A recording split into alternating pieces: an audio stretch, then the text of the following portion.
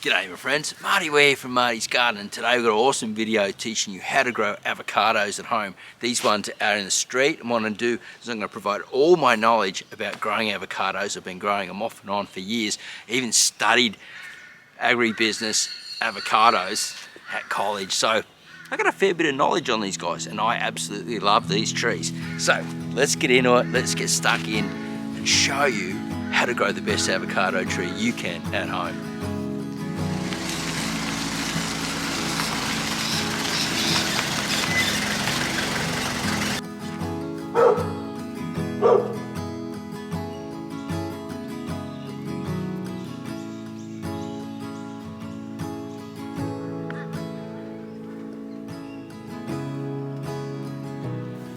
So this tree is growing in sand out in the street. Now, sandy, loamy soils is perfect for avocados. You've got to have really good drainage.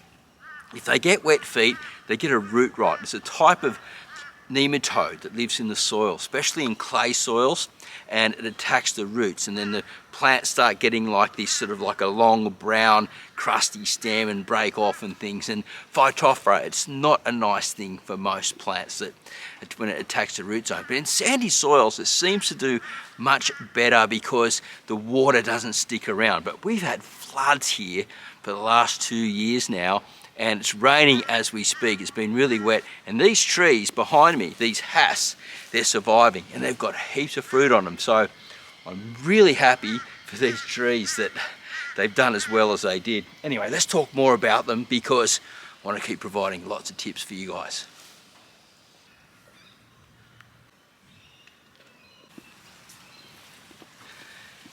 See how this tree is all splayed out and branches are going everywhere? Well, it doesn't have one central leader like, say, a pine tree or something like that's going straight up. They call this a vase shape. Now, they can be really good for producing fruit, but they can also get top heavy and fall down and create some problems and things. And then you have to go back to maybe choosing one central leader, one branch above the graft yet again. But when they're young like this and you just want to let them do their thing, it's a pretty good way to get started. The vase, remember, it's lots of branches going out like a vase shape. So when you're growing a vase tree, you generally have 3 central leaders. Now this one has about 5 or 6. And my friend, he's a very good gardener. I'd class him as a master gardener. And what he likes doing is he likes letting the trees and the plants and things just take their own natural form. Well, these ones, they've obviously done that, but the fruit have gotten so heavy that they've fallen over and they're landing onto the ground now. So you'll have to go back in the next few months, I would say, and trim this tree and go back to one central leader or keep the vase, depending on what he does. Who knows, he might come up with something that I haven't even thought of. Avocado trees, the stems, the inside trunks and the fruit are actually partial to sunburn.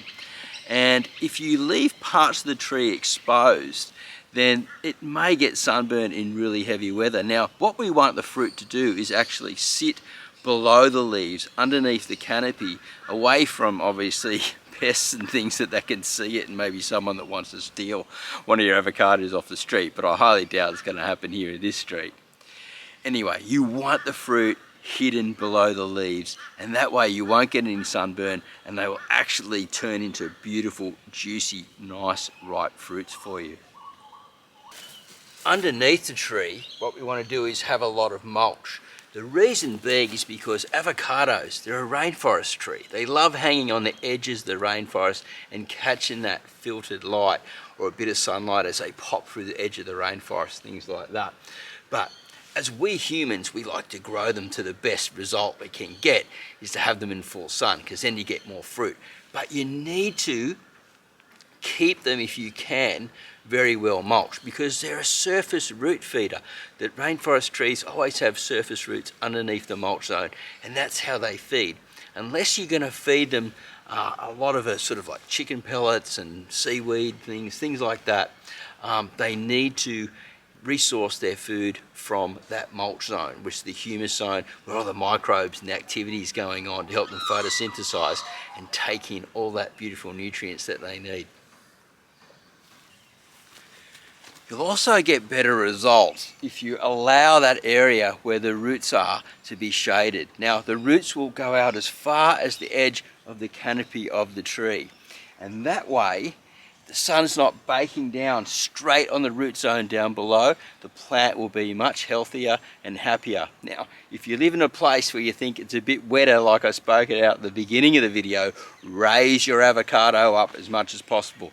Now remember, the avocado trees, the original ones when they first planted them, were looking for 2 meters of topsoil, free draining topsoil. So sand or lots of draining soil. And if you can get hold of a dwarf tree, you may be able to grow it in a pot or raise it up at least around about 1 meter, and you'll have better success.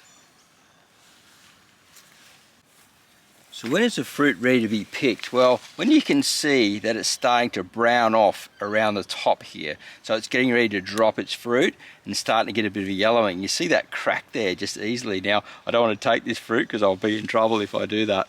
So I'm just going to leave it there. It'll be fine for another week or two. My friend's going to come out and do a massive harvest on this tree really soon, I reckon.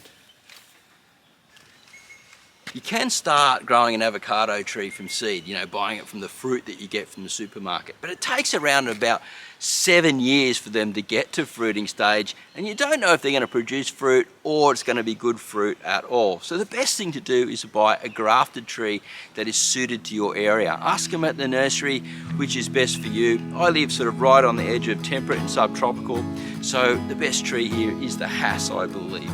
Now this one, it's a grafted tree. It's about 3.5 years old and it's doing absolutely brilliant. And it'll just keep growing on and on for years to come in this street. I think it's passed the test of time with the floods, the sun, and even droughts and bushfires, right? So it's doing all right. Anyway, if you're enjoying the show and you want to learn more about growing fresh food fast at home and worm farming and organic gardening and small space vegetable gardening, because we cover quite a lot here at Marty's Garden, make sure you subscribe and we'll see you at the next video real soon. Bye for now.